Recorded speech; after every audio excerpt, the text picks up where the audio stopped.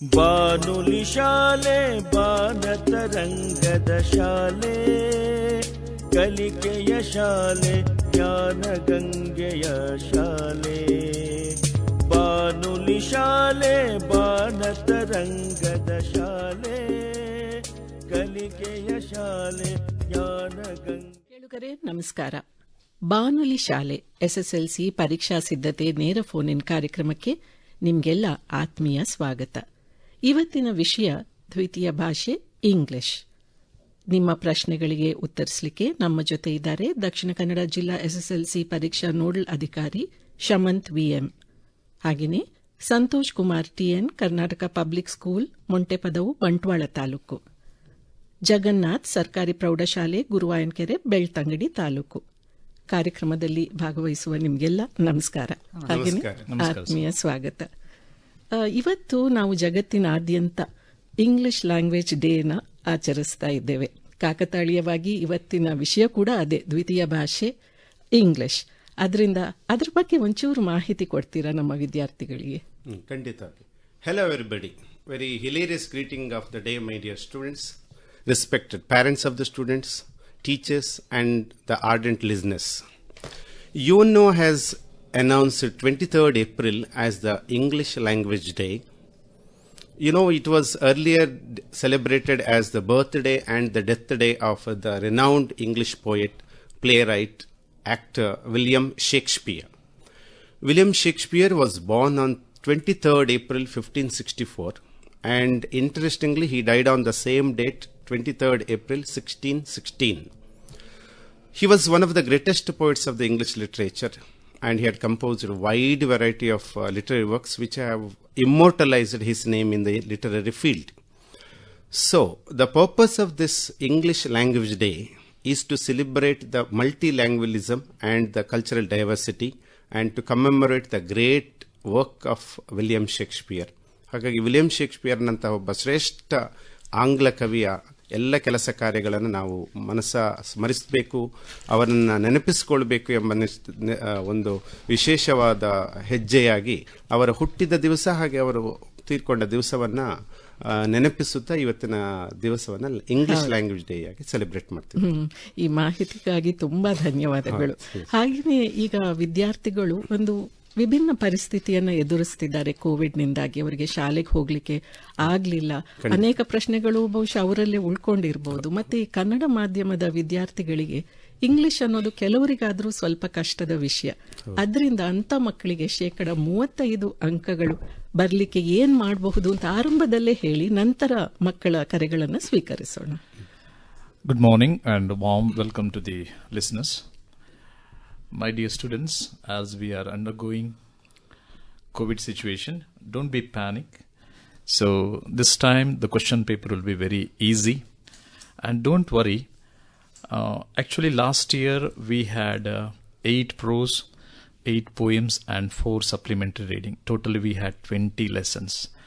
But luckily this time it has been reduced to 13 lessons. So my dear students, I think the reduced syllabus will be informed by our Jagannath sir. For your kind information, this time we have 6 prose and 5 poems and 2 supplementary reading. So totally we have 13 lessons. So that the vast syllabus has been reduced into, out of 20 you have 13 lessons to study. This is one thing. And I think already we have 75 days we have already in the classroom. And exactly today onwards 58 days are remain out of 7 Sundays, and maybe 45 days you may get it. So daily, and you are at home since yesterday, and possibly you got 24 hours to study, and you have please your own timetable. And usually the mentality of the students is English kasta anteli, but usual agi ನಮ್ಮ ಮಕ್ಕಳು ಹೆಚ್ಚಾಗಿ ಪಾಠ್ಯವನ್ನು ಓದುವುದಿಲ್ಲ. ಸುಮಾರು 5ನೇ ಕ್ಲಾಸಿಂದನೇ English ಭಾಷೆಯನ್ನು ನಾವು ತುಂಬ ಕೇಳ್ತೀವಿ, ಆಲಿಸ್ತೀವಿ. ಬಟ್ ನಾವು ಒಳ್ಳೆಯ ಲಿಸನರ್ಸ್ ಅಲ್ಲ. ನಾವು ತುಂಬ ಮಾತಾಡೋದಕ್ಕಿಂತ ತುಂಬ ಕೇಳಬೇಕಾಗಿದೆ. ಇಂಗ್ಲಿಷ್ ಭಾಷೆ ಅಂತ ಹೇಳಿದ್ಮೇಲೆ 4 ಸ್ಕಿಲ್ಸ್ಗಳನ್ನು ಇಂಪ್ರೂವೈಸೇಷನ್ ಮಾಡುತ್ತೆ. ಹಾಗೆ ತುಂಬ ಇಂಪಾರ್ಟೆಂಟ್ ಆಗೋದು ನನ್ನ ಲಿಸನಿಂಗ್. ಆ ಲಿಸನಿಂಗ್ ಕಾರ್ಯವನ್ನು ನಾವು ಮಾಡಬೇಕಾಗುತ್ತೆ. ಸೊ ಆ ಲಿಸನಿಂಗ್ ಕಾರ್ಯವನ್ನು ಮಾಡ್ತಾ ರೀಡಿಂಗ್ ಮತ್ತು ರೈಟಿಂಗನ್ನು ಜಾಸ್ತಿ ಹೈಲೈಟ್ ಮಾಡಬೇಕಾಗುತ್ತೆ.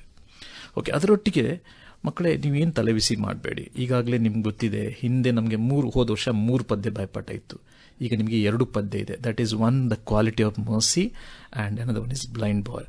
ತುಂಬ ಈಸಿ. ದಯವಿಟ್ಟು ತಾವು ಒಂದು ಪದ್ಯವನ್ನು ಜಾಸ್ತಿ ಕಂಠಪಾಠ ಮಾಡಿ. ತಾವು ಯಾವುದು ಕಾನ್ಫಿಡೆಂಟ್ ಇದ್ದೀರಿ ಆ ಪದ್ಯವನ್ನು ಬರೆದು ಪಂಕ್ಚುಯೇಷನ್ ಮಾರ್ಕ್ ಮೂಲಕ ಅದನ್ನು ಕಂಠಸ್ಥ ಮಾಡ್ಕೊಳ್ಳಿ. ಅದಕ್ಕೆ 4 ಅಂಕ ಇದೆ. ಹಾಗೆಯೇ ತಾವಿಗೆ ಪದ್ಯದ ಸಾರಾಂಶ, ಸೊ 4 ಮಾರ್ಕ್ಸಿನ 1 ಅಂಕ ಇದೆ. ಅದು ನಿಮಗೆ ಒಟ್ಟಿಗೆ ನಾನು 3 ಪದ್ಯ ಅಂತ ಹೇಳಿದೆ. ಹಾಗಾಗಿ ತಾವು ಒಂದು ಪದ್ಯವನ್ನು ಕಂಠಪಾಠ ಮಾಡಿದರೆ ನಿಮಗೆ 2 ಪ್ರಶ್ನೆಗಳನ್ನು ಅಂದರೆ ಗ್ರಾಂಡ್ಮಾ ಕ್ಲೈಮ್ಸ್ ಎ ಟ್ರೀ ಮತ್ತು ಜಾಜ್ ಈ ಪದ್ಯವನ್ನು ಅತಿ ಹೆಚ್ಚು ಗಮನ ಕೊಡಿ. ಅದರಿಂದ ನಿಮಗೆ ಒಂದನ್ನು ಸರಿ ತಾವು ಬರೆದು ಕಲಿಯಿರಿ. ತಮಗೆ 4 ಮಾರ್ಕ್ಸ್ ನಿಮ್ಮ ಪಾಕೆಟ್ಗೆ ಬೀಳ್ತದೆ. ಹಾಗೆಯೇ ನಿಮಗೆ ಸಾಂಗ್ ಆಫ್ ಇಂಡಿಯಾ ಅಂತ ಇನ್ನೊಂದು ಪದ್ಯ ಇದೆ. ಅದು ಹೆಚ್ಚಾಗಿ ನಮ್ಮ ಟೀಚರ್ಸ್ಗಳು ಕೂಡ ಸ್ವಲ್ಪ ಕಾನ್ಸಂಟ್ರೇಷನ್ ಮಾಡೋದಿಲ್ಲ. ದಯವಿಟ್ಟು ಆ ಪಾಠದಲ್ಲಿ ಆ ಪದ್ಯದಲ್ಲಿ ತಾವು ಸುಮಾರು 3 ಅಂಕಗಳನ್ನು ಕೂಡ ಕಲಿಬೇಕಾಗುತ್ತೆ. ಅದರಲ್ಲಿ 5ರಿಂದ 6 ವಾಕ್ಯದ ಪ್ರಶ್ನೆಗಳು ಬರ್ಬೋದು. ಇನ್ನೊಂದು ಬಹಳ ಇಂಪಾರ್ಟೆಂಟ್ ಇರುವಂಥದ್ದು ಪ್ರೊಫೈಲ್ ರೈಟಿಂಗ್. ಹೆಚ್ಚಾಗಿ ನಮ್ಗೆ ಗೊತ್ತಿದೆ ನೋಡಿ, ನಾವು we have to introduce yourself or introduce your friend ಅಂತ ಯೋಚನೆ ಮಾಡಿಕೊಂಡು ನಾವು ಹೇಗೆ ಫಸ್ಟಿಗೆ ನಾವು ನೋಡ್ಕೋಬೇಕು whether it is a person ಅಂದರೆ ಬಾಯ್ ಆ ಗರ್ಲ್ ಎಂಬುದು, ಹಿ ಅಥವಾ ಶಿ ಅಥವಾ ಹಿಸ್ ಅಥವಾ ಹರ್, ಇದನ್ನು ತಾವು ಫಸ್ಟಿಗೆ ನಾವು ಬಳಕೆ ಮಾಡಬೇಕಾಗುತ್ತೆ. ಸರಿಯಾದ ಒಂದು ಲ್ಯಾಂಗ್ವೇಜನ್ನು ಬಳಕೆ ಮಾಡಬೇಕಾಗುತ್ತೆ, ಟೆನ್ಸನ್ನು ಬಳಕೆ ಮಾಡಬೇಕಾಗುತ್ತೆ. ಪ್ರೊಫೈಲ್ಗೆ 3 ಅಂಕ ಇದೆ. ಇದು ಕೂಡ ತಾವು ಸುಲಭವಾಗಿ ಪ್ಯಾರಾಗ್ರಾಫ್ ರೂಪದಲ್ಲಿ ಬರೀಬೇಕಾಗುತ್ತೆ. ಆಮೇಲೆ ಇರುವಂಥದ್ದು ಪಿಕ್ಚರ್ ರೀಡಿಂಗ್. ಸೊ ಪಿಕ್ಚರ್ ರೀಡಿಂಗನ್ನು ತಾವು ಒಂದು ಚಿತ್ರವನ್ನು ನೋಡಿ ಅದನ್ನು ಗ್ರಹಿಸಿ ಕಾಂಪ್ರಿಹೆನ್ಷನ್ ಮಾಡಿ ಅದರಲ್ಲಿರುವಂಥ ಇಂಪಾರ್ಟೆಂಟ್ ಪಾಯಿಂಟ್ಗಳು ಯಾವುದಲ್ಲಿದೆ, ಯಾವ ಲೊಕೇಶನ್ಲಿದೆ, ಅದು ಸೀನ್ ಯಾವ ರೀತಿ ಇದೆ, ಎಷ್ಟು ಜನ ಇದ್ದಾರೆ, how many peoples are there, what are they wearing, what are they doing ಅಥವಾ ಗೆಸ್ಸಿಂಗ್. ಟೋಟಲ್ ಆಗಿ ಇದೊಂದು ಔಟ್ಲೈನ್ ಅನ್ನು ತಾವು ಬರೀಬೇಕಾಗುತ್ತೆ. ಸಿಂಪಲ್ ಆಗಿ ಅಟ್ಲೀಸ್ಟ್ 5ರಿಂದ 6 ವಾಕ್ಯಗಳನ್ನು ಬಹಳ ಸುಂದರವಾಗಿ ತಾವು ಬರೆದ್ರೆ ನಿಮಗೆ ಈಸಿಯಾಗಿ ನಿಮಗೆ ಇಷ್ಟು 3 ಅಂಕಗಳು ನಿಮಗೆ ಸಿಗುತ್ತೆ. ಅದರ ಒಟ್ಟಿಗೆ ತಮಗೆ ಸ್ಟೋರಿ ಡೆವಲಪಿಂಗ್ ಅಂತ ಇದೆ. ತಾವೆಲ್ಲ ಹಿಂದೆ ಕೇಳಿರ್ತೇವೆ ನಾವು ಸಣ್ಣ ನಮ್ಮ ಪ್ರೈಮರಿ ಶಾಲೆಯಲ್ಲಿ ಅಥವಾ ಅಂಗನವಾಡಿಯಲ್ಲಿ ಕೇಳಿದಂಥ ಪ್ರಶ್ನೆಗಳು ಅಥವಾ ಕಥೆಗಳನ್ನು ತಾವು ನೋಡಿಕೊಂಡು ಅದನ್ನು ಸ್ವಲ್ಪ ಎಕ್ಸ್ಟೆನ್ಷನ್ ಮಾಡಿ, ಖಾಲಿ ಈಸ್ ವಾಸ್ ಆರ್ ಅಂತ ಬರೆದ್ರೆ ಸಾಕಾಗೋದಿಲ್ಲ. ಹಾಗಾಗಿ ನಾವು ಅದನ್ನು ಸ್ವಲ್ಪ ಗಮನಿಸಿಕೊಡ್ಬೇಕಾಗುತ್ತೆ. ಸರ್, ಈಗ ಒಂದು ಕರೆ ಇದೆ, ಅದನ್ನು ತೆಗೆದುಕೊಂಡು ನಾವು ಮತ್ತೆ ಮುಂದುವರಿಸೋಣ, ಇದೇ ವಿಷಯವನ್ನು ಮುಂದುವರಿಸೋಣ. ಹಲೋ ಹಲೋ, ಯಾರು ಮಾತಾಡ್ತಿರೋದು? ಹಲೋ ಹಲೋ, ನಾನು ಮಾತಾಡೋದು ಕೇಳ್ತಾ ಇದೆಯಾ? ಹಲೋ ಹಲೋ, ಬಹುಶಃ ಕರೆ ಕಟ್ ಆಗಿರಬೇಕು. ಮತ್ತೊಂದು ಕರೆ ಇದೆ. ಹಲೋ ಹಲೋ, ನಮಸ್ತೆ ಮ್ಯಾಮ್. ನಮಸ್ತೆ, ಯಾರು ಮಾತಾಡೋದು? ನನ್ನ ಹೆಸರು ಅರ್ಪಿತಾ ಅಂತ. ಯಾವ ಶಾಲೆಯಿಂದ? ಯಾವ ಶಾಲೆ? ಪ್ರೌಢಶಾಲೆ ಅಂಗರಗುಂಡಿಯಿಂದ. ನಿಮ್ ಪ್ರಶ್ನೆ? ಈಗ ಪೋಯಮ್ ಎಲ್ಲ ಈಗ ನಮ್ಗೆ ಮೆಮೊರೈಸೇಷನ್ಗೆ ಉಂಟಲ್ಲ ಮ್ಯಾಮ್, ಅದರಿಂದ ಕ್ವೆಶನ್ ಆನ್ಸರ್ ಕೊಡ್ಬೋದಾ? ಓಕೆ, ಒಳ್ಳೆ ಪ್ರಶ್ನೆ. ನೋಡಿ, ಪ್ರಶ್ನೆ ಇದೆಯಾ? ಹಾ ಮ್ಯಾಮ್, ಕೇಳಿಸ್ತಾ ಉಂಟು. ಅಲ್ಲ, ಬೇರೆ ಇನ್ನೊಂದು ಪ್ರಶ್ನೆ ಏನಾದ್ರೂ ಇದೆಯಾ? ಹಾ ಮ್ಯಾಮ್, ನೀವು ಇದಕ್ಕೆ ಆನ್ಸರ್ ಕೊಟ್ಟಂದ್ರೆ ಕೇಳ್ತೀನಿ. Okay, very nice. ಸೊ ನೋಡಮ್ಮ ಅರ್ಪಿತಾ, ಒಂದನೇ ವಿಚಾರ, ಈ ವರ್ಷ ತಮಗೆ 1 ಪದ್ಯ ಬಾಯ್ಪಾಠ ಮಾಡಲಿಕ್ಕಿದೆ. ಆದರೆ ಈ ವರ್ಷದ ಒಂದು ವಿಶೇಷತೆ ಏನಪ್ಪಾ ಅಂದರೆ, ನಮ್ಮ ಮಾಡೆಲ್ ಕ್ವಶನ್ ಪೇಪರ್ನ ಪ್ರಕಾರ ಯಾವ ಪದ್ಯ ಬಾಯ್ಪಾಠವನ್ನು ತಮಗೆ ಕೊಟ್ಟಿದ್ದಾರೆ ಆ ಪದ್ಯದಿಂದ ಪ್ರಶ್ನೆಗಳನ್ನು ಕೇಳುವುದಿಲ್ಲ. ಸ್ಪಷ್ಟ ಆಯ್ತು ಅಂತ ಅನ್ಕೋತೇನೆ. ಹಾಗಾಗಿ ತಾವು ಪದ್ಯವನ್ನು ಕಂಠಸ್ಥ ಮಾಡ್ಕೊಳ್ಳಿ. ಬೇರೆ ಯಾವುದೇ ಸಾಂದರ್ಭಿಕ ಮತ್ತು 2 ಅಂಕದ 3 ಅಂಕದ ಪ್ರಶ್ನೆಗಳನ್ನು ಕೇಳುವುದಿಲ್ಲ. ಸರಿ, ಇನ್ನೆರಡನೇ ಪ್ರಶ್ನೆ ಏನು? 4 ಮಾರ್ಕಿನ ಪ್ರಶ್ನೆಗಳು ಯಾವ ಲೆಸನ್ ಇಂದ ಬರ್ಬೋದು, ಅಂದ್ರೆ ಯಾವ ಲೆಸನ್ ಅಲ್ಲಿ ಇಂಪಾರ್ಟೆಂಟ್ ಆಗ್ತದೆ ನಮ್ಗೆ ಅಂತ.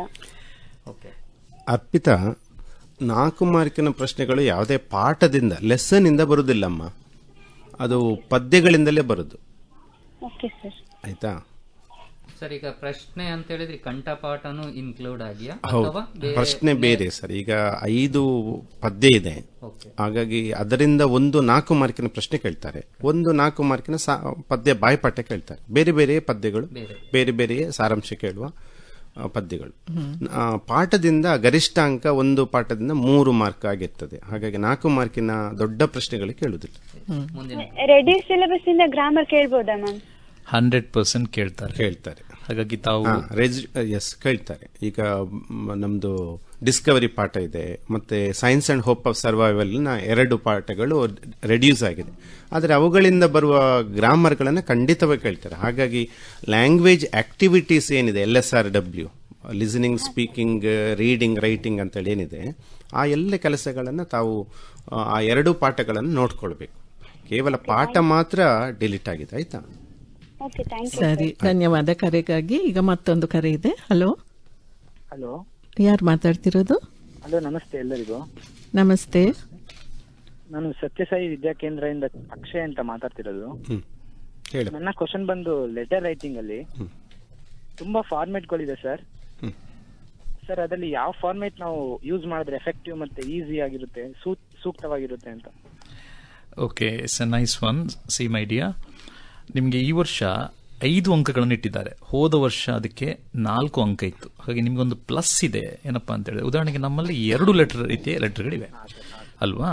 ಒಂದು ಪರ್ಸನಲ್ ಲೆಟರ್ ಇದೆ, ಅದರಲ್ಲಿ ಅಪ್ಪಾಜಿಗೆ ಪತ್ರ ಬರೆಯುವುದಿರುವಾಗಿರ್ಬೋದು, ಅಥವಾ ಫ್ರೆಂಡಿಗೆ ಪತ್ರ ಬರೆಯೋದಾಗಿರ್ಬೋದು, ಅಥವಾ ಬರ್ತ್ಡೇ ಸೆಲೆಬ್ರೇಷನ್ ಆಗಿರ್ಬೋದು. ಇದು ಫ್ರೆಂಡ್ಲಿ ಲೆಟರ್, ಪರ್ಸನಲ್ ಲೆಟರ್ ಅಂತ ಹೇಳ್ತೇವೆ. ಹಾಗೆ ಇನ್ನೊಂದು ಅಫಿಷಿಯಲ್ ಲೆಟರ್ ಅಂತ ಇದೆ, ತಮ್ಗೆ ಗೊತ್ತಿದೆ ಅನ್ಸುತ್ತೆ. ಇಲ್ಲಿ ನಮಗೆ ಬೇಕಾದದ್ದು, ನಮ್ಗಲ್ಲಿ ವಿಷಯ ಕೊಟ್ಟಿರ್ತಾರೆ. ನಾವು ಈಗ ಗಣಿತದಲ್ಲಿ ನೋಡಿರ್ಬೋದು, ನಮ್ಗಲ್ಲಿ ದತ್ತ, ಸಾಧನೀಯ ಅಂತ ಆಲ್ರೆಡಿ ಇರುತ್ತೆ. ಸಾಧನೆಯನ್ನು ಮಾತ್ರ ನಾವು ಮಾಡ್ಲಿಕ್ಕಿರುತ್ತೆ. What I am trying to say is from ಇರುತ್ತೆ, ಟು ಇರುತ್ತೆ. ನೀವು ಬರಿಬೇಕಾಗುತ್ತೆ ರೆಸ್ಪೆಕ್ಟೆಡ್ ಸರ್ ಅಂತ ಬರಿಬೇಕಾಗುತ್ತೆ. ಸಬ್ಜೆಕ್ಟ್ ಫಸ್ಟ್ ಯಾವ್ದು ಬರಿಬೇಕು ಅಂತ ಸರ್? ಫಸ್ಟ್ ನೀವು ಫಸ್ಟ್ ಡಿಸೈಡ್ ಮಾಡ್ಕೊಳ್ಳಿ ಒಂದು ಪ್ರಶ್ನೆಯನ್ನು. ಅದನ್ನೇ ಪರ್ಸನಲ್ ಲೆಟರ್ ಅನ್ನ ಕಲಿತೀರಾದ್ರೆ ಪರ್ಸನಲ್ ಲೆಟರ್ ಅನ್ನೇ ಕಲೀರಿ. ಅಲ್ಲಿ ನಿಮಗೆ ವಿಶೇಷವಾಗಿ ನೀವು ಫ್ರಾಮ್ ಅಂತ ಹೇಳಿದ್ರೆ ಯಾರಂತ ಬರೀಲೇಬೇಕಾಗುತ್ತೆ ಅಲ್ವಾ ಸರ್? ಅದು ನಾವು ಎಲ್ಲಿ ಪ್ಲೇಸ್ ಮಾಡಬೇಕು ಸರ್? ಅಂದ್ರೆ ಫಸ್ಟ್ ಎಡಬದಿಗೆ. ಸಿ, ಫಾರ್ಮ್ಯಾಟ್ಗಳು ತುಂಬಾ ರೀತಿ ಇವೆ. ನೋಡಪ್ಪ, what you have to concentrate is today itself you fix whether you are writing the personal letter or the official letter. If you are writing the official letter, what you have asked is very clear, that you have to write from the left side or the right side. See, email method is there and the file format is there. ಹಿಂದಿನ ಕಾಲದಲ್ಲಿ file format ಇತ್ತು. ಹಾಗಾಗಿ ಎಲ್ಲ from to respected and subject is in the left side and salutation finishing ನೀವು ಕೊಡೋದೆಲ್ಲ you are obediently faithful ಅಂತ right side. But this time ನಾವು we have the email format is followed. That means everything should be written in the left side. Okay, you have to write only in the left side, from to respected subject, then the topic, salutation, the superscription andre thanking you, you are faithfully, obediently, signature, everything should be on the left side of the your page. Okay, sir, date and place you have to write in between from and to. After from you should write the date. Place also, sir? Place, of course, you need not write because you have already written in the from address now. For example, if your name is Akash Satyasai Alike Bantwala, there itself place has come. Next you have to write 23rd April 2021. Then to address the headmaster, Government High School, say Montepadav. Okay, is it clear? Sir. Yes, and you have to write everything, you have to scribe everything on the left side of your page. Okay.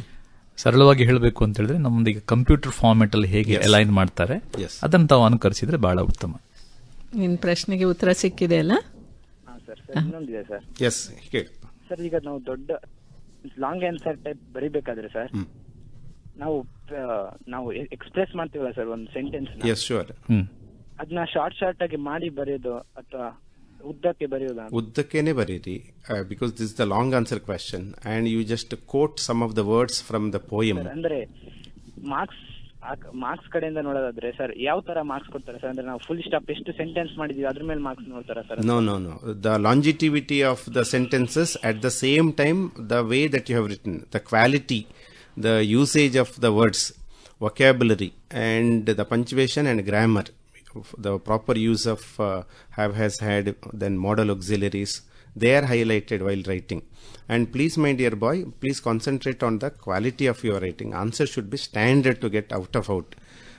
2.5 marks are given for your content. ಏನು ವಿಷಯ ಬರುತ್ತೆ ಅದಕ್ಕೆ 2.5 mark, ಉಳಿದ 1.5 mark for your expression, how you have scribed, ಹೇಗೆ ಬರ್ದಿದ್ದೀರಿ, handwriting ಹೇಗಿದೆ, neatness ಹೇಗಿದೆ, grammar ಹೇಗಿದೆ, ಸ್ಪೆಲ್ಲಿಂಗ್ ಹೇಗಿದೆ. Spelling errors should be avoided. Okay, thank you. Yes ಸರಿ, ಈಗ ಮುಂದಿನ ಕರೆಗೆ ಹೋಗುವ. ಹಲೋ ಹಲೋ, ಯಾರು ಮಾತಾಡೋದು, ಎಲ್ಲಿಂದ? Good morning sir, I am calling from GHS Panjikal. Okay, ಹೇಳಪ್ಪ. Grammar points sir. Okay, how many ways active passive can be asked? Okay, very good question, my dear girl. See, in the passive form there are 4 methods of writing. they may ask you the simple present and simple past format. ಆ ಥರ ಬಂದಾಗ you have to use is, was, are, were ಅಂತೇಳಿ auxiliaries ಅನ್ನು ಉಪಯೋಗಿಸಬೇಕು. For example, Manjunath purchased a book. So ಉತ್ತರ ಆಗ್ತದೆ book was purchased by Manjunath because that was in the simple past. The next ಅದು ಒಂದು ಟೈಪ್, ಸಿಂಪಲ್ ಪ್ರೆಸೆಂಟ್ ಮತ್ತೆ simple past. ಎರಡನೇದು present continuous tense ಮತ್ತೆ ಪಾಸ್ಟ್ ಕಂಟಿನ್ಯೂಸ್ ಟೆನ್ಸ್ ಬಂದಾಗ ಅದೇ ಆಕ್ಸಿಲರೀಸ್ ಅನ್ನು ಇಟ್ಕೊಂಡು ಈಸ್, ವಾಸ್, ಆರ್, ವೇರ್ ಗಳನ್ನು ಇಟ್ಕೊಂಡು ಅದಕ್ಕೆ ಬೀಯಿಂಗ್ ಸೇರಿಸಬೇಕು. ಮತ್ತೆ verb should be in the V3 form, past participle ನಲ್ಲೇ ಇರಬೇಕು, ಅದು ನಿಯಮ. ಹಾಗಾಗಿ ಈ ಎಕ್ಸಾಂಪಲ್ ತಗೊಳ್ಬೇಕಾದ್ರೆ Sushila is writing a book ಆದ್ರೆ ಅ ಬುಕ್ ಈಸ್ ಬೀಯಿಂಗ್ ಅಂತೇಳಿ ಸೇರಿಸಿ, ಬೀಯಿಂಗ್ ರಿಟರ್ನ್ ಬೈ. ಹೌದು, ಯಾಕಂದ್ರೆ ರಿಟರ್ನ್ ಯಾಕಂದ್ರೆ ಅದು V3 ಫಾರ್ಮ್.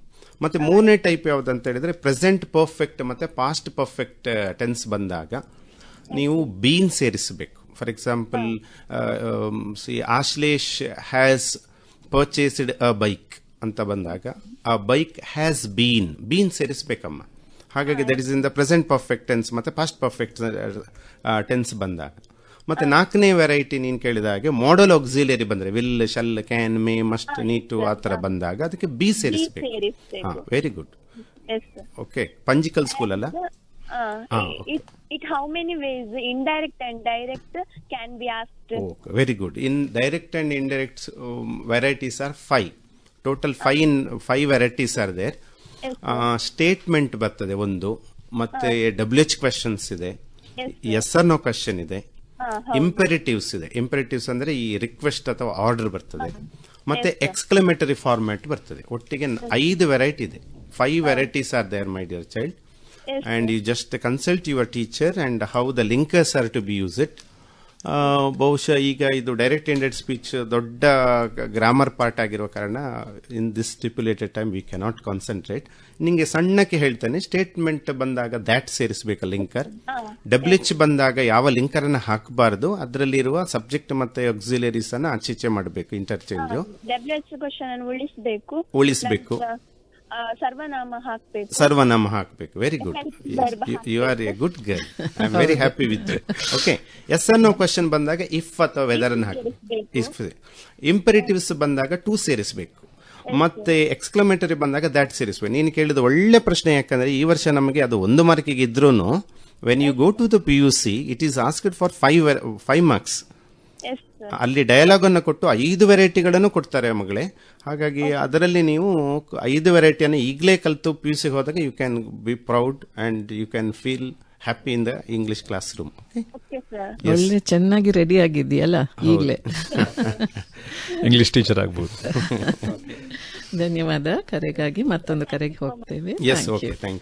ಹಲೋ ಹಲೋ, ಯಾರು ಮಾತಾಡ್ತಿರೋದು?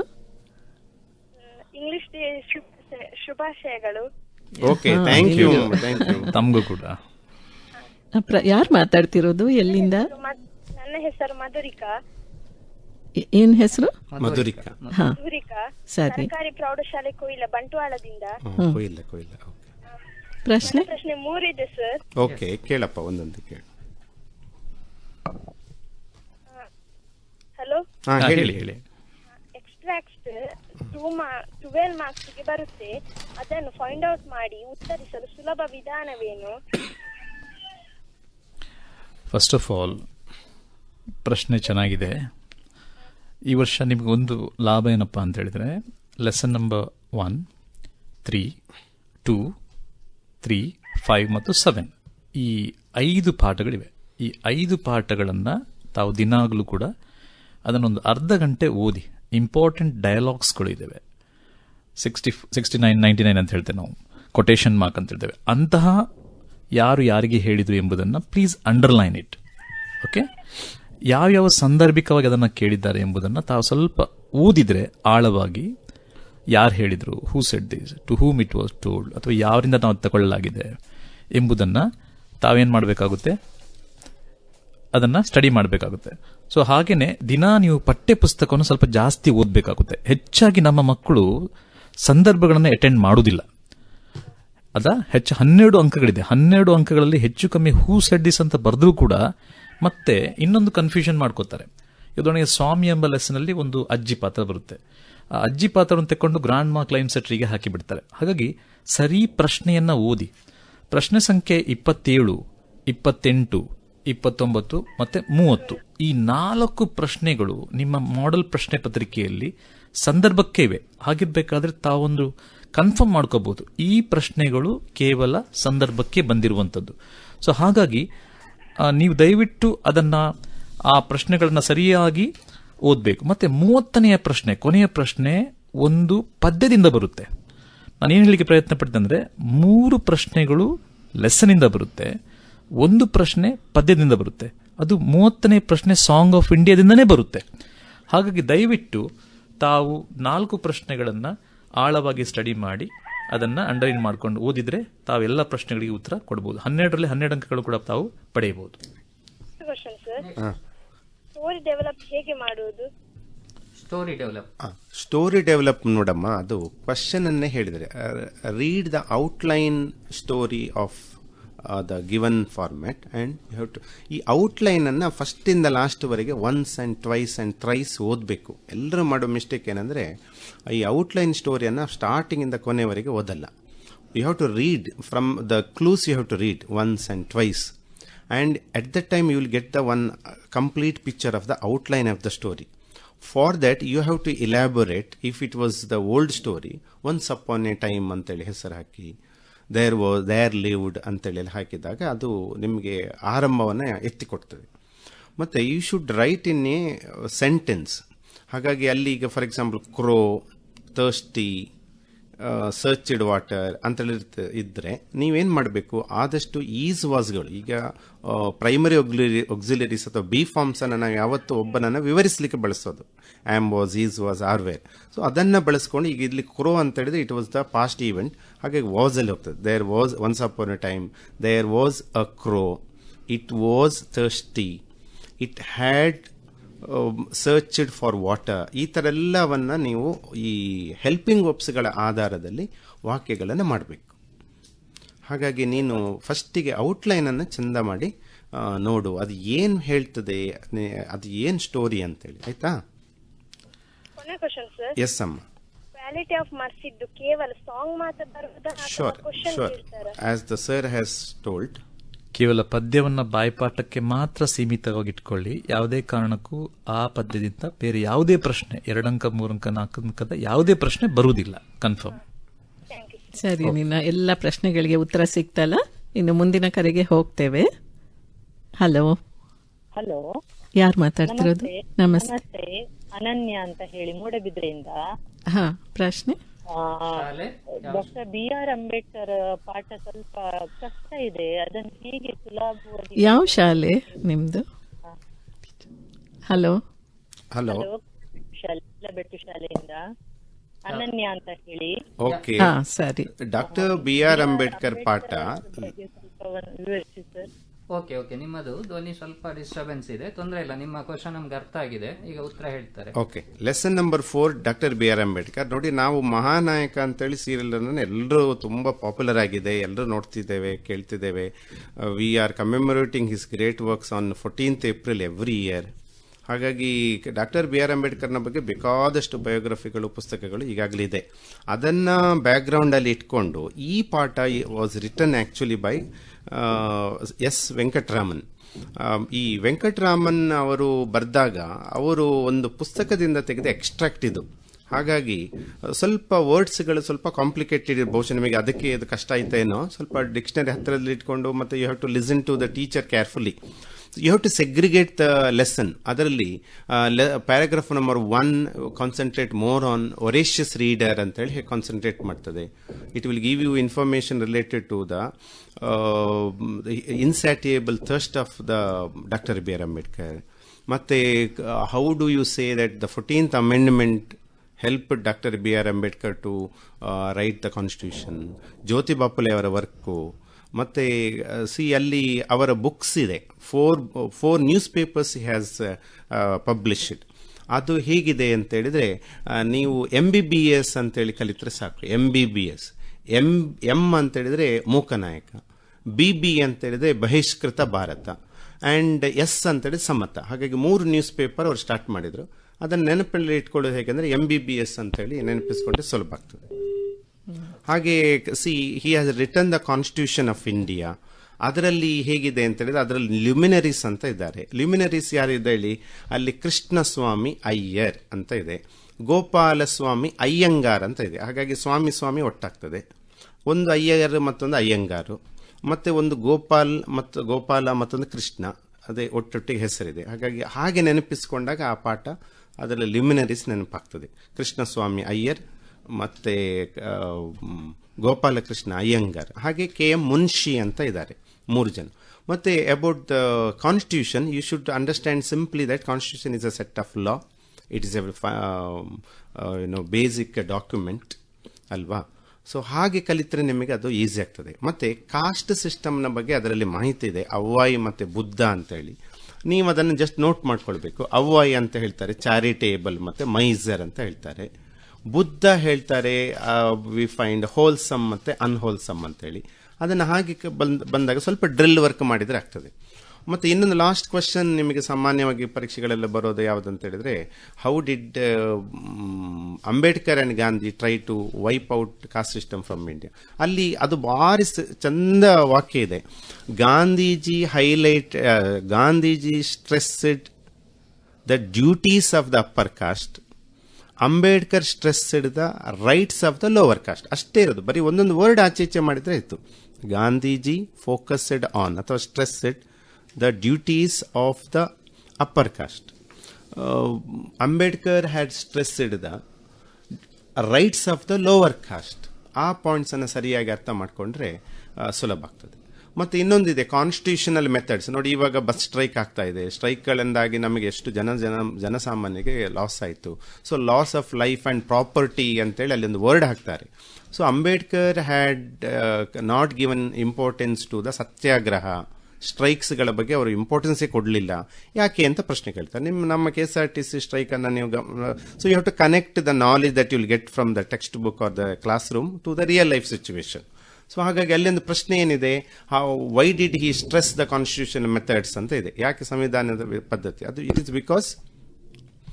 Is because that satyagraha will lead to the loss of life and property.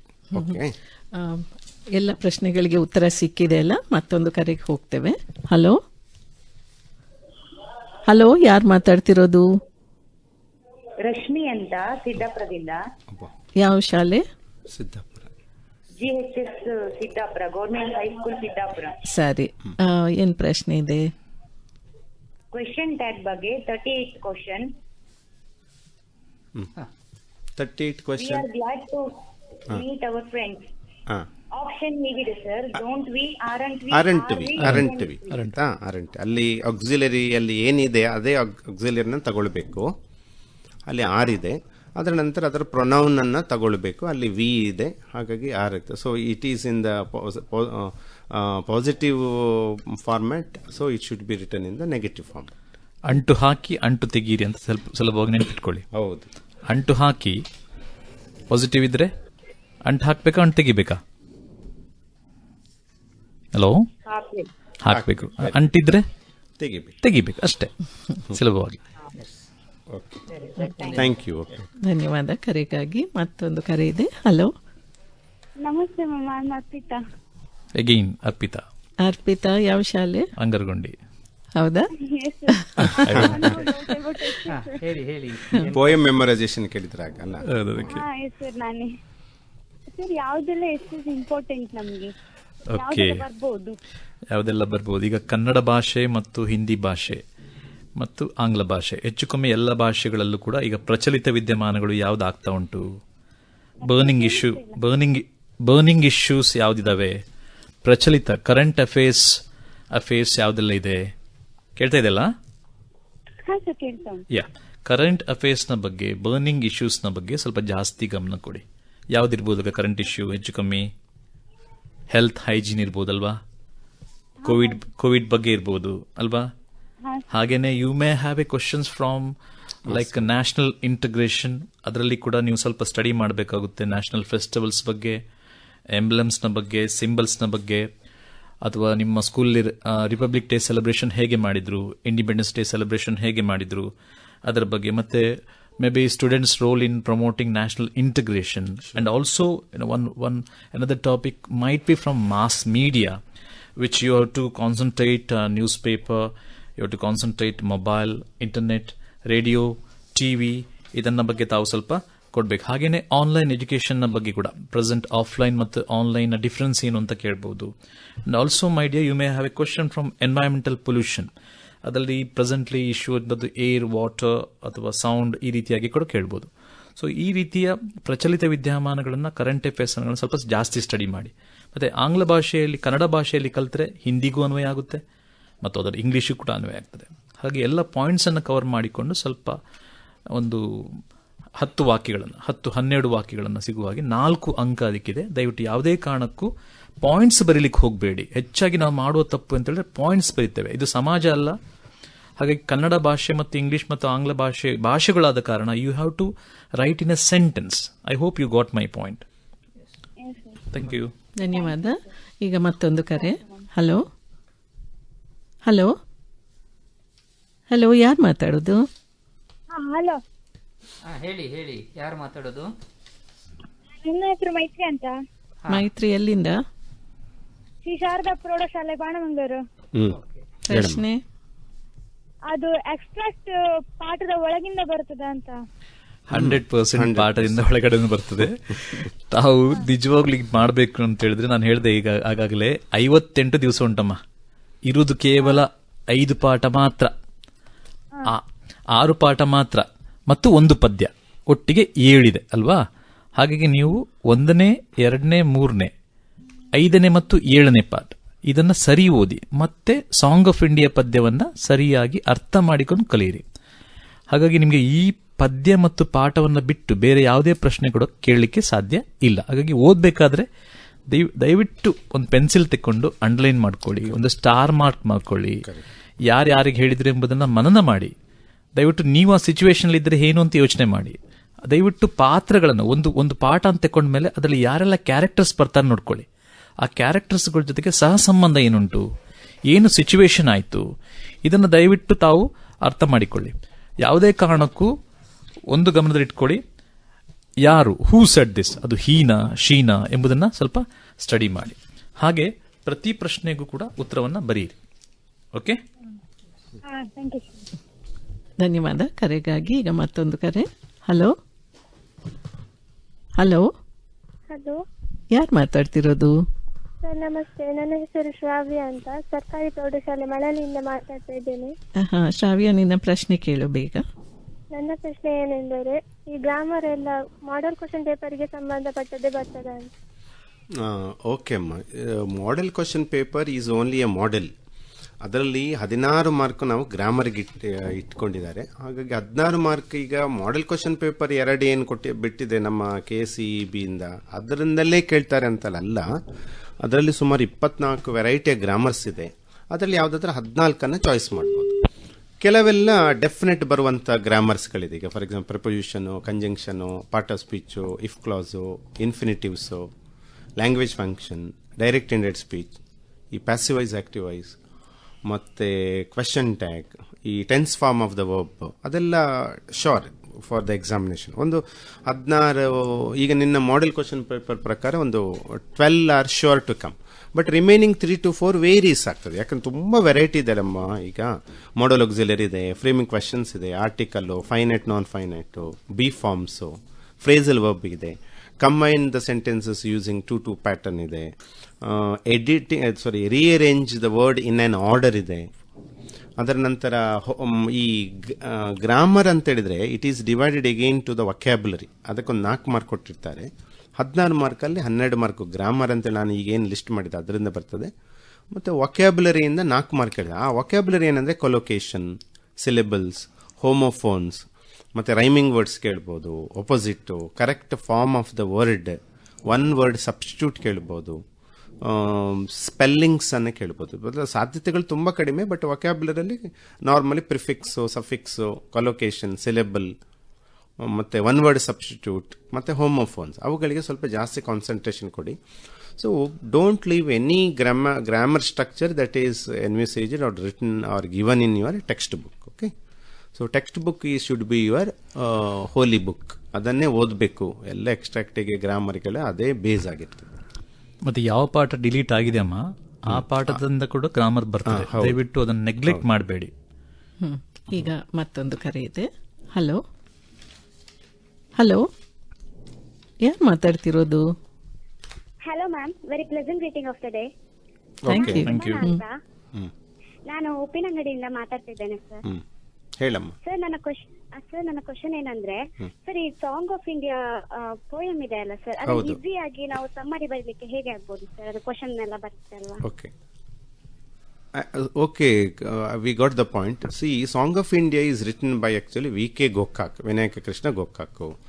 And matte you have to be very particular about the speakers there. There are two speakers. One is the poet himself. Innond kadeli Mother India. See, among the 5 poems that we have in 10th standard, this is the most prolific.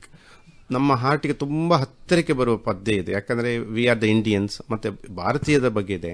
C ನಮ್ಮಲ್ಲಿ condition ಹೇಗಿದೆ ಅಂತ ಹೇಳಿದ್ರೆ V glorify ಒಂದು ಕಡೆಯಲ್ಲಿ, ಮತ್ತೊಂದು ಕಡೆಯಲ್ಲಿ ಅದೇ ಪೆಥೆಟಿಕ್ಸ್ condition ಇದೆ. ಒಂದು ಕಡೆಯಲ್ಲಿ ತುಂಬ ಗ್ಲೋರಿಫೈ ಮಾಡ್ತೇವೆ ಭಾರತ ಹಾಗೆ ಹೀಗೆ ಅಂತೇಳಿ, ಇನ್ನೊಂದು ಕಡೆಯಲ್ಲಿ ಬೆಗ್ಗಸ್ಸು, ಲೆಪಸ್ಸು, ಫಿಲ್ತು, ಡರ್ಟು, ಅನ್ಯಾಯಗಳು, ಮೋಸ. ಸೊ ಹಾಗಾಗಿ this poem has a dialogue between the poet who glorifies India, and on the other side we have the Mother India who herself is the speaker, and she stops the poet not to glorify but to talk about the practical problem, ವಾಸ್ತವ ಸ್ಥಿತಿಯನ್ನು ಹೇಳುವಂತ. ಹಾಗಾಗಿ please divide the whole poem into 4 ಸ್ಟಾನ್ಸಸ್. ಅಲ್ಲಿ 4 stanza ಇದೆ.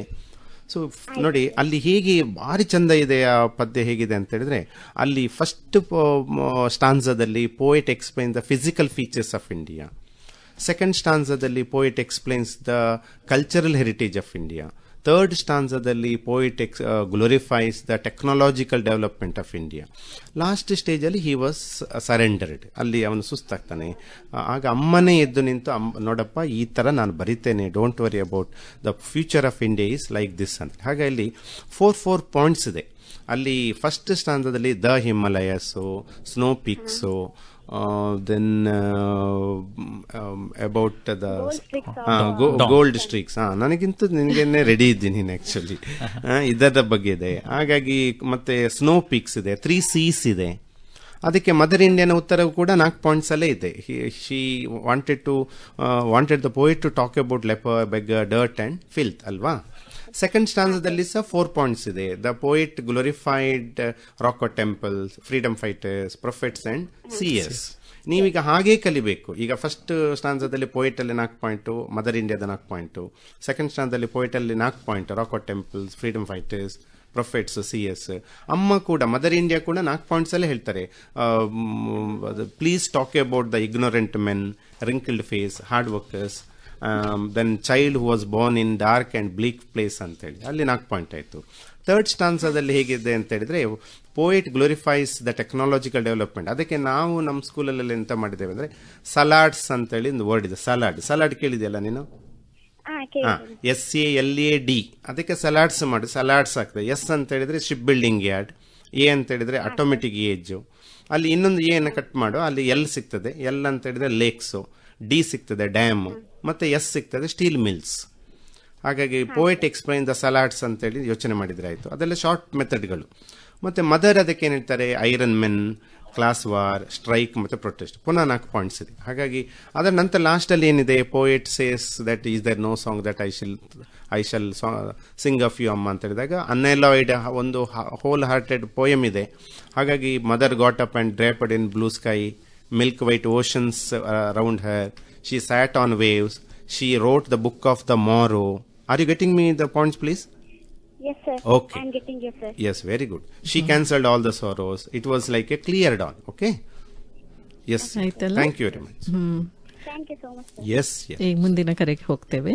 Hello, ಯಾರು ಮಾತಾಡ್ತಿರೋದು? ನಾವು ಅರ್ಪಿತಾ ಅಂತ ಕಿನ್ಯದಿಂದ. ಪ್ರಶ್ನೆ ಏನು? ನಮ್ಮ 2 ಪ್ರಶ್ನೆ ಉಂಟು ಮ್ಯಾಮ್. ಓಕೆ, ಹೇಳಿ.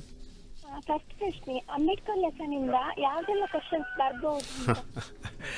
ಇವಾಗ ನಾವು ಯಾರು ಜ್ಯೋತಿಷ್ಯಗಳಾಗಲಿಲ್ಲ, ಹಾಗಾಗಿ ನಮಗೆ we don't know what question will come in the examination. But please concentrate on many wide variety of questions ಇದೆ.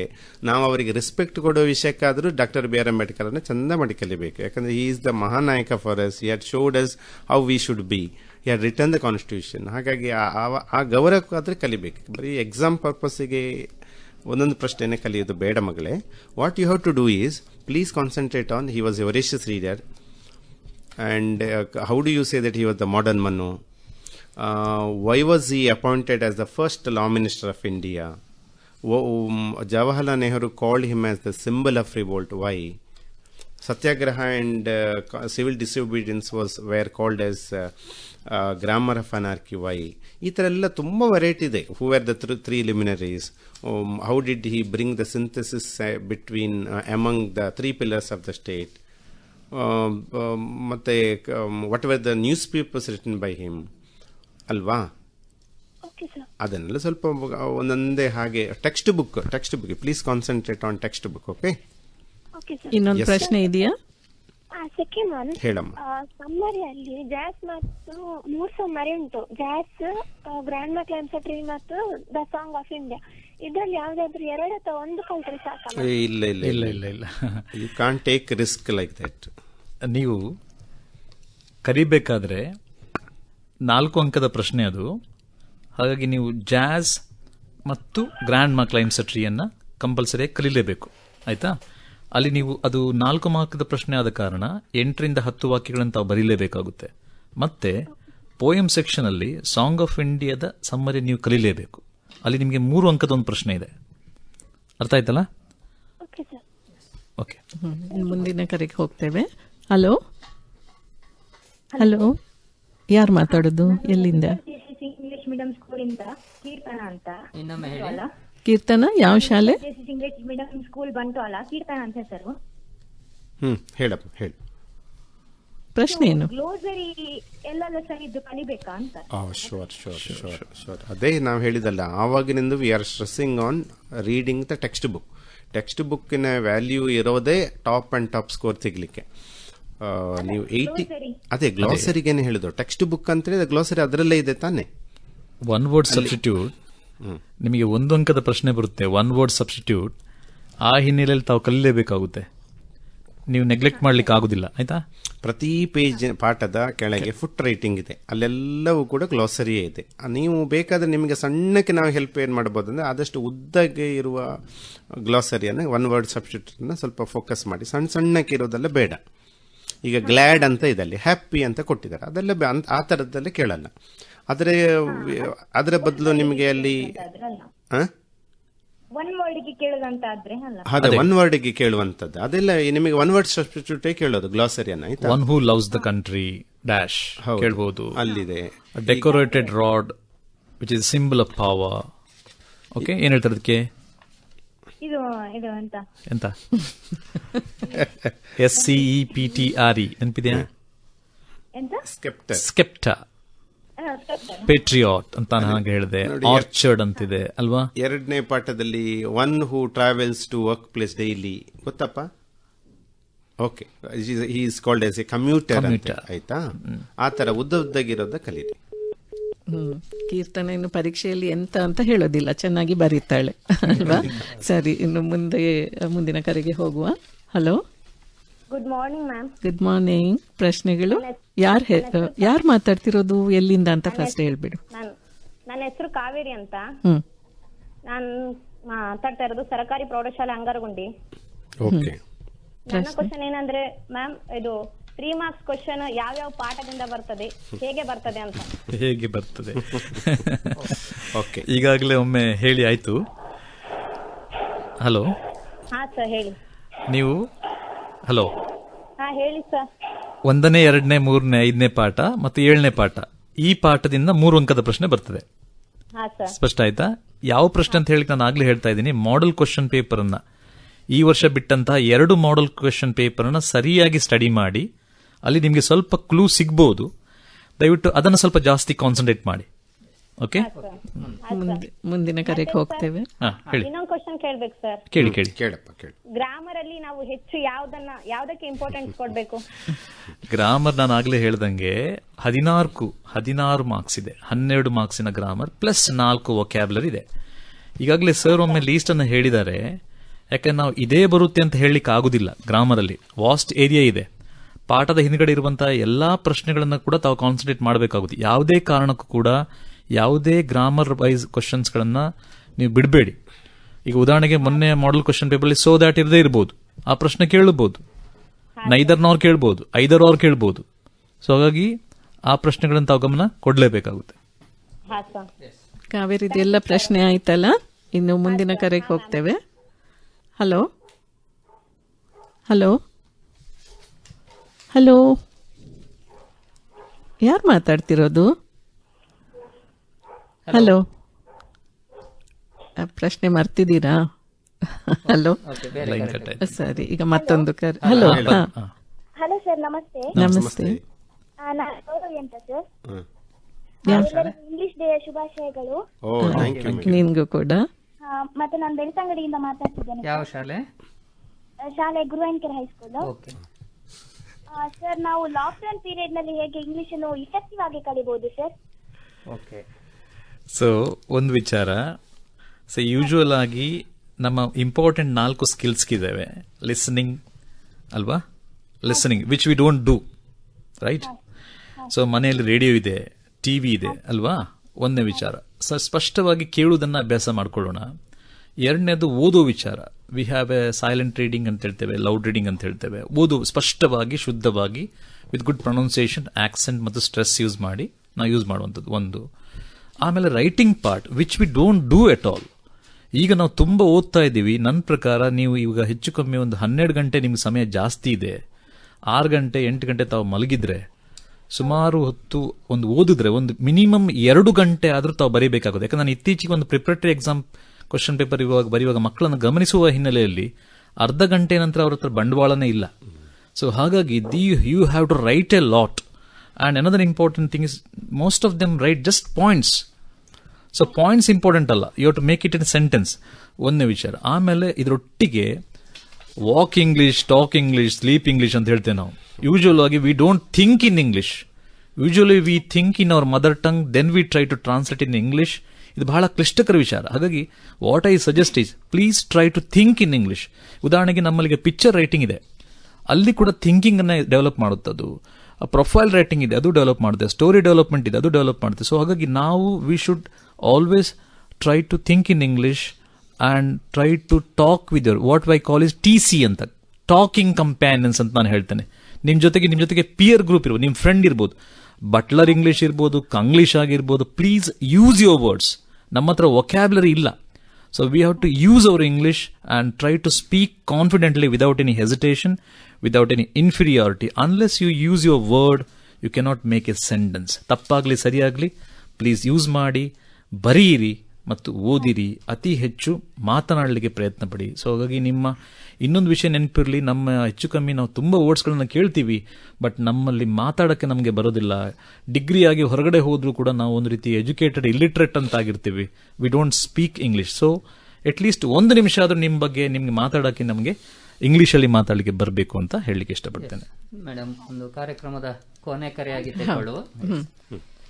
ಹಲೋ ಹಲೋ, ಹೆಸರು ಮತ್ತೆ ಶಾಲೆ ಹೇಳ್ಬಿಡು. ಹಲೋ, ನನ್ನ ಹೆಸರು ಭರತ್ ಅಂತ. ಹೇಳಪ್ಪ.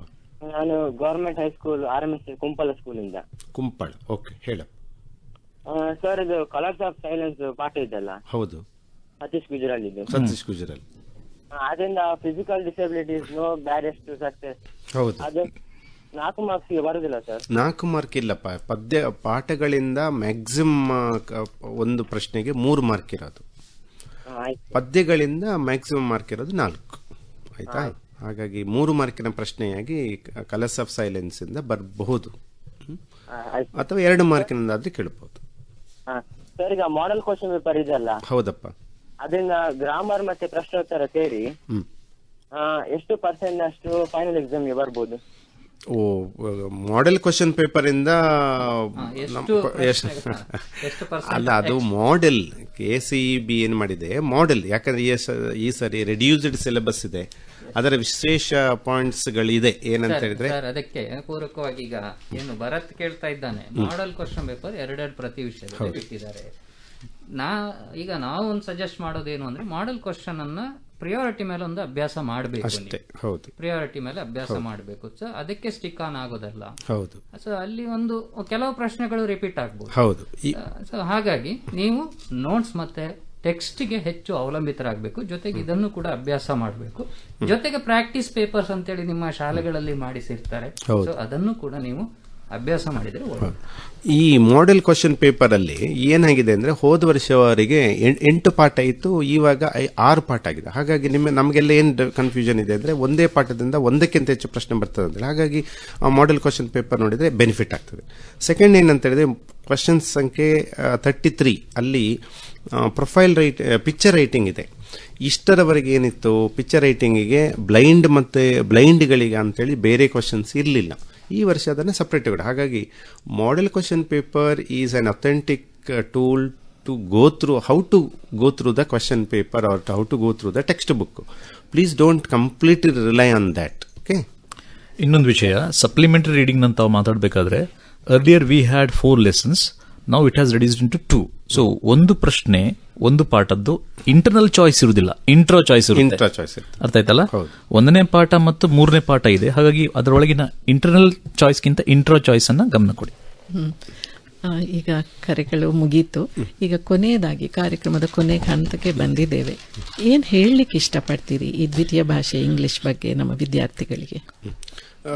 ಮ್ಯಾಮ್, ನಮ್ಮ ಸೆಕೆಂಡ್ ಲ್ಯಾಂಗ್ವೇಜ್ ಇಂಗ್ಲಿಷ್ನಲ್ಲಿ ನಮ್ಮ ಮಕ್ಕಳಿಗೆ ಒಂದು ದೊಡ್ಡ ಇಂಪೆಡಿಮೆಂಟ್ ಇದೆ, ಒಂದು ದೊಡ್ಡ ಹರ್ಡಲ್ ಇದೆ. ಏನಂತ ಹೇಳಿದ್ರೆ they never write in a sentence.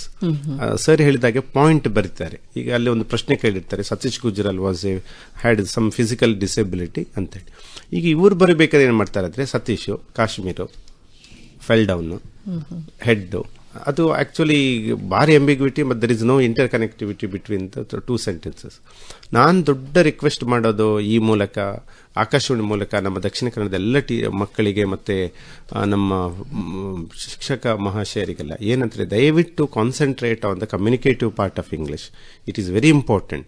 ಹಾಗಾಗಿ if they are very good at talking English or at least as sir to think in English, then they can scribe, ಬರೀಲಿಕ್ಕೆ ಆಗ್ತದೆ. ಹಾಗಾಗಿ ಪ್ಲೀಸ್ ಮೈ ಡಿಯರ್ ಚಿಲ್ಡ್ರನ್, ನೋಡಿ ಅಲ್ಲಿ profile ಇದೆ, story development ಇದೆ, picture writing ಇದೆ, ಅದೆಲ್ಲವೂ ಕೂಡ ಕಮ್ಯುನಿಕೇಟಿವ್ ಇಂಗ್ಲೀಷನ್ನು ಡೆವಲಪ್ ಮಾಡಲಿಕ್ಕಿರೋದು. ಹಾಗಾಗಿ ದಯವಿಟ್ಟು ಜಾಸ್ತಿ ನೀವು ಇಂಗ್ಲೀಷ್ನಲ್ಲಿ ವಾಕ್ಯ ರೂಪದಲ್ಲಿ ಹೇಳಲಿಕ್ಕೆ ಬಳಸಿ. ನೀವೇನು ಮಾಡ್ತೀರಿ, ಹೌ ಆರ್ ಯು ಅಂತ ಹೇಳಿದ್ರೆ ಫೈನ್ ಹೇಳ್ತೀರಿ. ನೋ, ಐ ಆಮ್ ಫೈನ್ ಹೇಳಿ. Thank you from the bottom of my heart ಅಂತ ಹೇಳಿ. ಆವಾಗ ಅದು ತುಂಬ ಬೆನಿಫಿಟ್ ಆಗ್ತದೆ ವಾಕ್ಯ ಮಾಡುವಾಗ. ಇವರು ಬರೀ ಥ್ಯಾಂಕ್ ಅಂತ ಹೇಳ್ತಾರೆ, ಅದು ಟ್ಯಾಂಕ್ ಅಂತೇಳಿ ಸ್ಪೆಲ್ಲಿಂಗ್. ಹಾಗಾಗಿ ಪ್ರೊನೌನ್ಸಿಯೇಷನ್ ಶುಡ್ ಬಿ ಸೇಮ್. ಸರಿಯಾಗಿ ಪ್ರೊನೌನ್ಸಿಯೇಷನ್ ಮಾಡಿ, ಸರಿಯಾಗಿ ಬರೀರಿ. ಆದಷ್ಟು ಮಾತಾಡಿ ಬರೀರಿ. ಲೆಟರ್ ರೈಟಿಂಗ್ ಎಲ್ಲ 5 ಮಾರ್ಕ್ಸ್ ಸಿಗ್ತದೆ. ಇನ್ನೊಂದು ವಿಚಾರ, ನೀವು ಸ್ವಲ್ಪ ಪ್ರಶ್ನೆ ಪತ್ರಿಕೆಗಳಂತ ಗಮನಿಸ್ಲಿಕ್ಕೆ ಹೋದ್ರೆ 9 ಪ್ರಶ್ನೆಗಳಿವೆ 3 ಅಂಕದ್ದು. ಅದನ್ನು ಸ್ವಲ್ಪ ಜಾಸ್ತಿ ಗಮನವನ್ನು ಕೊಡಬೇಕಾಗುತ್ತೆ. ಹಾಗೇನೆ 4 ಅಂಕದ 4 ಪ್ರಶ್ನೆಗಳು, ಒಟ್ಟಿಗೆ 48 ಮಾರ್ಕ್ಸ್ ಬರೀ ರೈಟಿಂಗ್ ಸ್ಕಿಲ್ಗಿದೆ. ಹಾಗಾಗಿ ತಾವು ಟೀಚರ್ಸ್ನವರು ಸ್ವಲ್ಪ 48 ಮಾರ್ಕ್ಸ್ ಸ್ವಲ್ಪ ರೈಟಿಂಗ್ ಸ್ಕಿಲ್ಗೆ ಡೆವಲಪ್ ಮಾಡಿ ಅಂತ ನಾನು ಹೇಳ್ಕೊಳ್ಳಿಕ್ಕೆ ಇಷ್ಟಪಡ್ತೇನೆ. ಸರ್, ಈಗ ಜಿಲ್ಲಾ SSLC ಪರೀಕ್ಷಾ ನೋಡಲ್ ಅಧಿಕಾರಿಯಾಗಿ ಏನ್ ಹೇಳಲಿಕ್ಕೆ ಇಷ್ಟಪಡ್ತೀರಿ ನೀವು? Madam, thank you. ನಾನು ಈಗ ಇಲಾಖೆ ಪರವಾಗಿ ವಿದ್ಯಾರ್ಥಿಗಳಿಗೆ, ಶಿಕ್ಷಕರಿಗೆ ಮತ್ತೆ ಪೋಷಕರಿಗೆ ಹೇಳಬೇಕಾದ್ದು ಅಂತ ಹೇಳಿದ್ರೆ, ಈಗಾಗಲೇ ನಾವೊಂದು ಬಹಳ ಕ್ರಿಟಿಕಲ್ ಸನ್ನಿವೇಶದಲ್ಲಿ ಇದ್ದೇವೆ. ಶಾಲೆಗಳು ಫಿಸಿಕಲಿ ನಡೀತಾ ಇಲ್ಲ.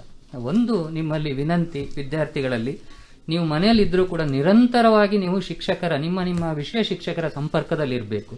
ಮೊಬೈಲ್ ಮುಖಾಂತರ ಅಥವಾ ಕರೆ ಮುಖಾಂತರವಾಗಿ ನೀವು ಅವರ ಸಂಪರ್ಕದಲ್ಲಿರಿ. ಈಗಾಗಲೇ ನಾವು ಶಿಕ್ಷಕರಿಗೆಲ್ಲರೂ ಕೂಡ ನಾವು ಇಲಾಖೆ ವತಿಯಿಂದ ಸೂಚನೆ ಕೊಟ್ಟಿದ್ದೇವೆ, ವಿದ್ಯಾರ್ಥಿಗಳ ಒಂದು ನಿರಂತರ ಸಂಪರ್ಕದಲ್ಲಿರಬೇಕು ಅಂತ. ಪರೀಕ್ಷೆಗೆ ಸಂಬಂಧಪಟ್ಟಂತ ಏನೇ ನಿಮಗೆ ಅನುಮಾನಗಳಿದ್ರೆ ಅದನ್ನು ನೀವು ನೇರವಾಗಿ ಶಿಕ್ಷಕರಿಗೆ ಕರೆ ಮಾಡಿ ನೀವು ಅದನ್ನು ಪರಿಹರಿಸಿಕೊಳ್ಬೇಕು.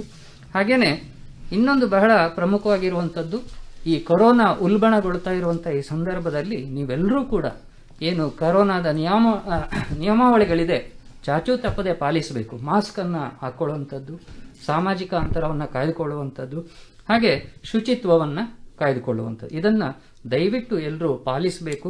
ಹಾಗೆ ಇನ್ನೊಂದು ಸೂಚನೆ ಅಂತ ಹೇಳಿದರೆ, ನಿಮಗೆ ಗೊತ್ತಿದೆ, ನಾಳೆ ದಿನ ನಮ್ಮದು ಸಮಾಜ ವಿಜ್ಞಾನ ಫೋನ್ ಇನ್ ಕಾರ್ಯಕ್ರಮ ನಡಿಬೇಕಿತ್ತು.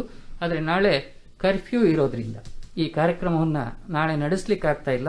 ಇದರ ಬದಲಾಗಿ ಈ ಒಂದು ನೇರ ಫೋನ್ ಇನ್ ಕಾರ್ಯಕ್ರಮವನ್ನು ನಾವು ದಿನಾಂಕ 27 ಮಂಗಳವಾರದಂದು 11 ಗಂಟೆಗೆ ನಡೆಸ್ತಾ ಇದ್ದೇವೆ. ದಯವಿಟ್ಟು ಈ ಒಂದು ಸಮಯಕ್ಕೆ ನೀವೆಲ್ಲರೂ ಈ ಕಾರ್ಯಕ್ರಮದಲ್ಲಿ ಪಾಲ್ಗೊಳ್ಳಬೇಕು. ಜೊತೆಗೆ ಒಂದು ವಿಶೇಷವಾಗಿ ನಮ್ಮ ಹುಡುಗರಲ್ಲಿ ವಿನಂತಿ, ಈಗ ಶಾಲೆಗೆ ರಜೆ ಇದೆ ಅಂತೇಳಿ ದಯವಿಟ್ಟು ಏನಾದರೂ ಕೆಲಸ ಅದು ಅಂತ ಸಂಪಾದನೆಗೆ ಈ ಸಮಯದಲ್ಲಿ ದಯವಿಟ್ಟು ಹೋಗಬೇಡಿ. ಇದು ಪರೀಕ್ಷಾ ಸಮಯ ಅಂತೇಳಿ ನೀವು ಭಾವಿಸಬೇಕು. ಅದಕ್ಕಾಗಿ ನೀವು ತಯಾರಿಯನ್ನು ಮಾಡಬೇಕು ಅನ್ನುವಂಥದ್ದು ನನ್ನ ಒಂದು ವಿನಂತಿ. ಮಕ್ಕಳೇ ಕೇಳಿದ್ರಲ್ಲ, ದ್ವಿತೀಯ ಭಾಷೆ ಇಂಗ್ಲಿಷ್ ಬಗ್ಗೆ ಎಷ್ಟೊಂದು ಮಾಹಿತಿ ಸಿಕ್ತು. ಯಾವುದೇ ರೀತಿಯ ಒತ್ತಡ ಬೇಡ, ನಿಮಗೆ ಸಾಕಷ್ಟು ಸಮಯ ಇದೆ. 58 ದಿನದಲ್ಲಿ ಏನಾದರೂ ಮಾಡಬಹುದು, ನೀವು ಏನು ಬೇಕಾದರೂ ಮಾಡಬಹುದು ಅಲ್ವಾ. ಚೆನ್ನಾಗಿ ಓದಿ, ಸಮಯದ ಸದ್ಬಳಕೆ ಮಾಡಿ, ಆರೋಗ್ಯಪೂರ್ಣ ಆಹಾರ, ಪೌಷ್ಟಿಕ ಆಹಾರ ತಿನ್ನಿ, ಆರೋಗ್ಯವಾಗಿರಿ, ಚೆನ್ನಾಗಿ ನಿದ್ದೆ ಮಾಡಿ ಒಂದು 8 ಗಂಟೆ ಕಾಲ ಅಂತ ಹೇಳಿ ನಿಮಗೆ ಆಲ್ ದ ಬೆಸ್ಟ್ ಹೇಳ್ತಾ ಇವತ್ತಿನ ಕಾರ್ಯಕ್ರಮನ ಮುಗಿಸೋಣ. ನಮಸ್ಕಾರ. ನಮಸ್ಕಾರ. ನಮಸ್ಕಾರ. ಬಾನುಲಿ ಶಾಲೆ ಬಾನತರಂಗದ ಶಾಲೆ, ಕಲಿಕೆಯ ಶಾಲೆ ಜ್ಞಾನ ಗಂಗೆಯ ಶಾಲೆ. ಬಾನುಲಿ ಶಾಲೆ ಬಾನತರಂಗದ ಶಾಲೆ, ಕಲಿಕೆಯ ಶಾಲೆ ಜ್ಞಾನ ಗಂಗೆಯ ಶಾಲೆ. ಕಲಿ